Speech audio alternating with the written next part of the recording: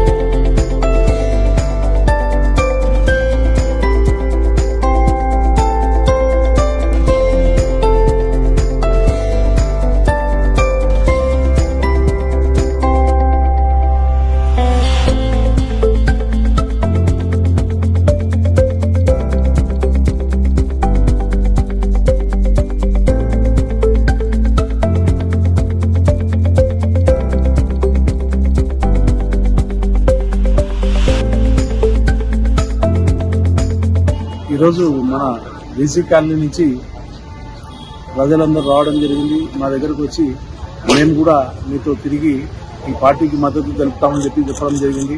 వాళ్ళందరినీ కూడా మేము చాలా గౌరవంగా సాధారణంగా ఆహ్వానించి మా పార్టీలో చేర్చుకోవడం జరిగింది.